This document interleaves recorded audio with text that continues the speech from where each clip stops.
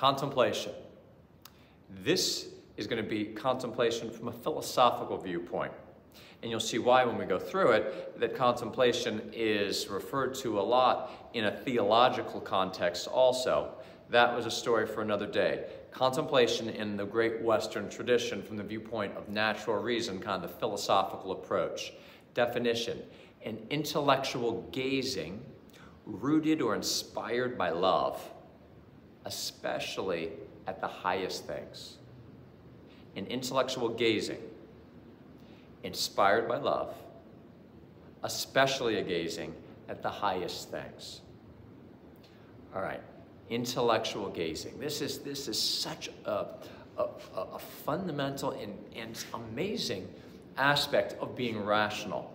When we think about our rationality, there's lots of different ways of using reason. Right? Reason is the human difference, but there's a lot of different ways of using the power of reason. For instance, we might be deliberating. We'll do a separate video on deliberation at some point, and thinking about how we're going to do something. I'm deliberating about how to convince somebody of something, deliberating about where I'm going to go to school. When I say I'm contemplating something, this is a special, very special. It's harder to, it's not as obvious in our experience as something like deliberating. So consider this example. I am walking through the woods. You're walking through the woods. It's a beautiful day, and you're really struck. And so you just you take a moment and you look up, and there's that moment of, you see the order, you see the power, you see the beauty, the life of this woods that you're in. And you just gaze. Think about that for a moment. Granted, you're gazing with your eyes, see, in this amazing soul-body composite, being an animal and rational. We're using our senses for sure, but there's this power behind the senses, reason, that is gazing also here and in the much richer way. I mean, the richer sense here of gazing is your intellect is just drinking in. It's another way that we can put it. Gazing, drinking in, somehow resting in the truth. How about this? You're around little children, and sometimes you're struck. You're really moved. This is when we really tend to contemplate, when something can be very simple, but something really strikes us. So a child does something kind of remarkable. I mean, they're always remarkable, but something stands out. Maybe an instance of real character that you hadn't expected. Maybe your breath is kind of taken away, and you just drink it in. You gaze upon it. The astoundingness of this character, this richness of the human person, that child. You're just looking. Note a feature here when we just say it's a gazing. You're not moving from one thing to the next. You're not trying to figure something out, although it probably will raise a lot of questions. There's a lot there that even as you're gazing, maybe you recognize there's things you don't see that you'd love to figure out. But the gazing is not a trying to figure it out. Sometimes our reason is going through what we call reasoning. We'll do another video on reasoning, moving from one truth to the next. Gazing isn't a moving from one thing to the next. It's not trying to figure something out. It's not being practical about how to do something. It's resting in something that's just worth seeing, in the intellectual sense of just worth knowing. We said also in the definition, then motivated by love. Look, consider this.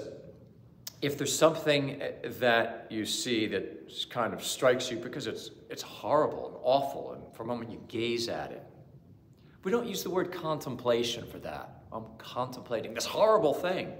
No, we refer to contemplation when it's a gazing that is motivated by love. And this makes sense. We really tend to stop, one of the main reasons, the best reason to stop and really look at something is because we are moved with love for this thing.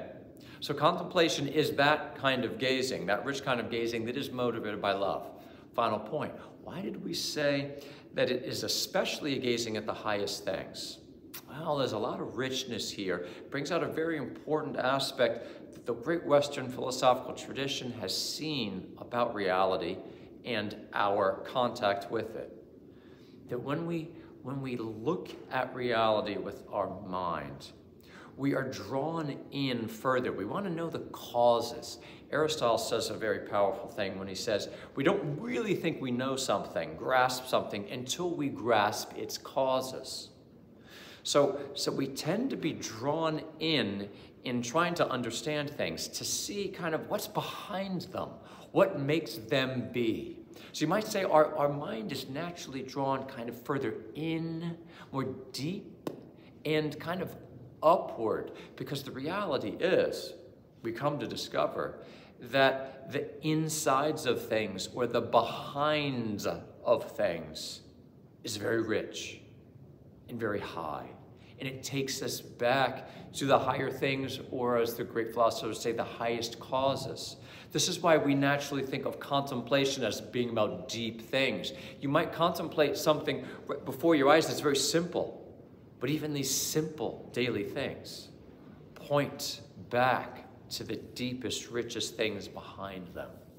So you can see why contemplation ends up being a very important theological term and reality also, because contemplation draws us in gazing at these things that are so worth seeing, and thus tends to draw us to gaze on the highest things, whatever they might be.